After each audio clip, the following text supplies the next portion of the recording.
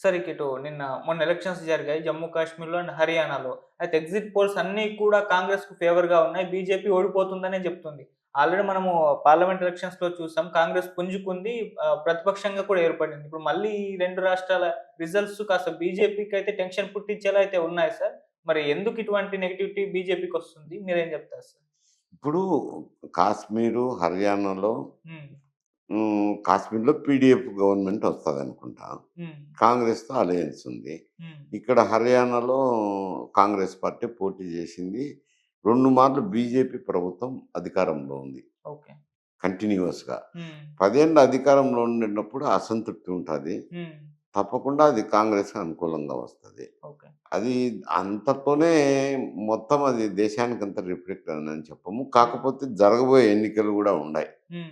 ఇట్ట మహారాష్ట్రలో గాని, ఢిల్లీలో గాని, హ్మ్. జార్ఖండ్‌లో గాని ఈ ఇమ్మీడియేట్‌గా జరిగే ఎన్నికలు నవంబర్, డిసెంబర్ లోపల జరుగుతాయవి. అవును. జరిగినప్పుడు అక్కడ గూడా కొంచెం కాంగ్రెస్‌కే మొగ్గు చూపుతున్నాయి సర్వేలయితేనేమి. హ్మ్. ఈ రేపు ఎన్నికలు జరిగినా గాని, హ్మ్.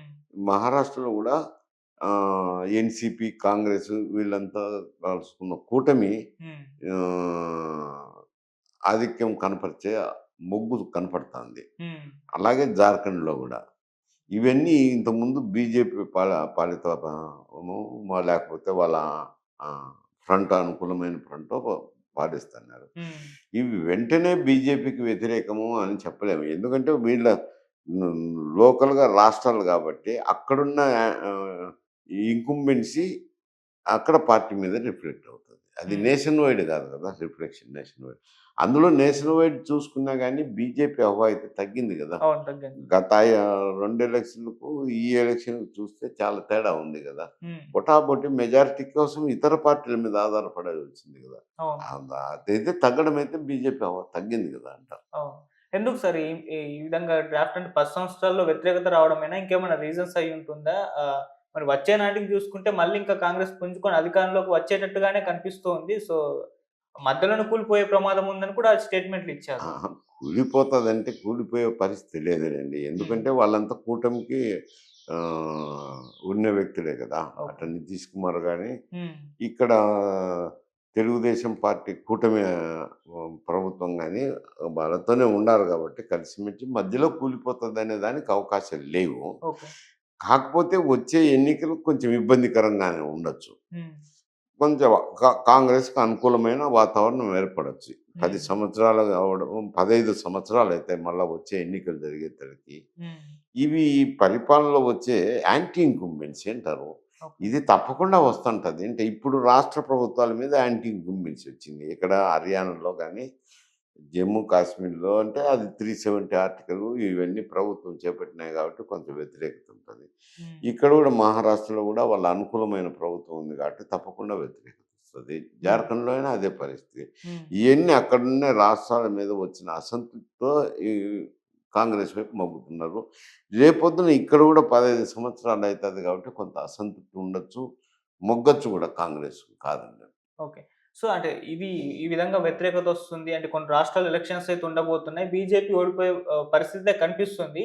సో, దీన్ని కాస్త ఫేస్ చేయడానికి, దీన్ని డీల్ చేయడానికి జమిలీ ఎన్నికల్ని తీసుకొచ్చారు అన్న విమర్శలు కూడా వినిపిస్తున్నాయి సార్. ఓకే. మళ్ళీ అంటే ఇప్పుడు అధికారంలోకొస్తే తొందరలో అవి పోతాయి. మళ్ళీ ఇంకోసారి ఎలక్షన్స్ ఫ్రెష్‌గా జరుగుతాయి గదా! సో, ఆ టైంలో బీజేపీ కాస్త వ్యూహాత్మకంగా వ్యవహరిస్తే గెలవచ్చు అన్న ఒక హ్మ్. ప్లాన్‌తో వస్తుందని అంటున్నారు. అట్లా కాదు. జమిలీ ఎలక్షన్‌లు వేరు. హ్మ్. జమిలీకి, దీనికి వీటికి సంబంధం లేదు. ఓకే. జమిలీ ఎలక్షన్ అంటే శాసనసభ ఎన్నికలు, పార్లమెంట్ ఎన్నికలు అన్నీ కలిపి ఒకటే మారి జరగాలనేది. అవును. ఇక్కడ ఏమంటే ఒక 4, 5 రాజ్యాంగ సవరణలు చేయాల్సిందుంటది. హ్మ్. ఎటువంటి సమస్యలున్నాయనంటే ఇప్పుడు ఒక చోట ఎన్నిక జరిగిన తర్వాత రాష్ట్ర ప్రభుత్వం కూలిపోతది. హ్మ్.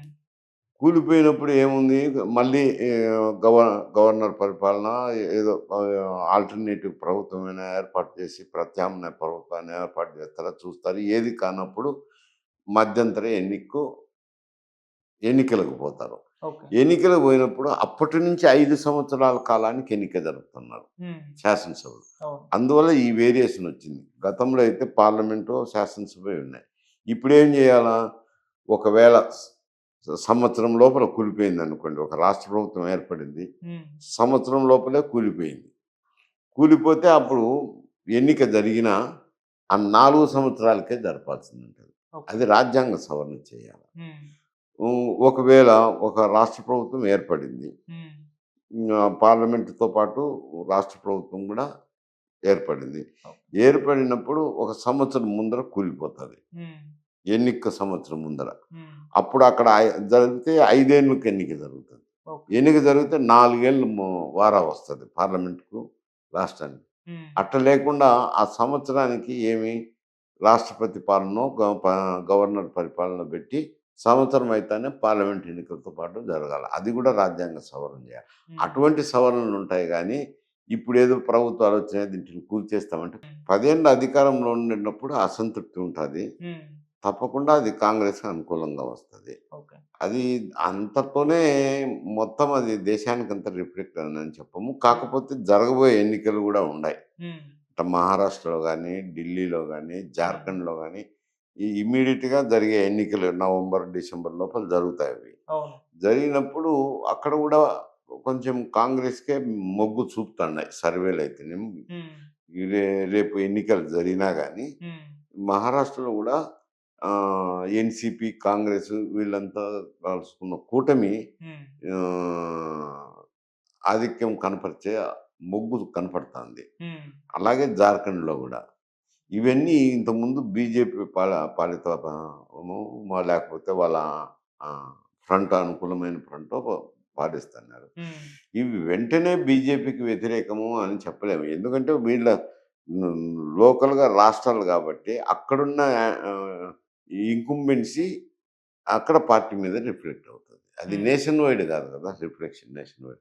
అందులో నేషన్ వైడ్ చూసుకున్నా గానీ బీజేపీ హవా అయితే తగ్గింది గదా! అవును. తగ్గింది. గత 2 ఎలక్షన్‌లకు ఈ ఎలక్షన్‌కి చూస్తే చాలా తేడా ఉంది గదా! హ్మ్. పొటాపోటీ మెజారిటీ కోసం ఇతర పార్టీల మీద ఆధారపడాల్సింది గదా! అవును. అదైతే తగ్గడం అయితే బీజేపీ హవా తగ్గింది గదా! అంట. అవును. ఎందుకు సార్ ఈ ఈ ఈ విధంగా డ్రాఫ్ట్ అంటే 10 సంవత్సరాల్లో వ్యతిరేకత రావడమేనా? ఇంకేమైనా రీజన్స్ అయ్యుంటుందా? మరి వచ్చే నాటికి చూసుకుంటే మళ్ళీ ఇంకా కాంగ్రెస్ పుంజుకొని అధికారంలోకి వచ్చేటట్టుగానే కనిపిస్తోంది. సో, మధ్యలోనే కూలిపోయే ప్రమాదం ఉందని కూడా స్టేట్‌మెంట్‌లిచ్చారు. అహా! కూలిపోతదంటే కూలిపోయే పరిస్థితి లేదులెండి. హ్మ్. ఎందుకంటే వాళ్ళంతా కూటమికి ఉన్న వ్యక్తులే గదా! ఓకే. అటు నితీష్ కుమార్ గాని, హ్మ్. ఇక్కడ తెలుగుదేశం పార్టీ కూటమి ప్రభుత్వం గాని వాళ్ళతోనే ఉండారు గాబట్టి కలిసిమెలిసి మధ్యలో కూలిపోతదనే దానికి అవకాశాలు లేవు. ఓకే. కాకపోతే వచ్చే ఎన్నికలు కొంచెం ఇబ్బందికరంగానే ఉండొచ్చు. హ్మ్.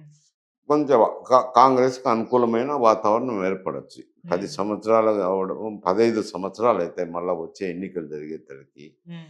ఇవి పరిపాలనలో వచ్చే యాంటీ ఇన్కంబెన్సీ అంటారు. ఓకే. ఇది తప్పకుండా వస్తుంటది. అంటే ఇప్పుడు రాష్ట్ర ప్రభుత్వాల మీద యాంటీ ఇన్కంబెన్సీ వచ్చింది. ఇక్కడ హర్యానాలో గాని, జమ్మూ కాశ్మీర్‌లో అంటే అది 370 ఆర్టికల్ ఇవన్నీ ప్రభుత్వం చేపట్టినాయి కాబట్టి కొంచెం వ్యతిరేకత ఉంటది.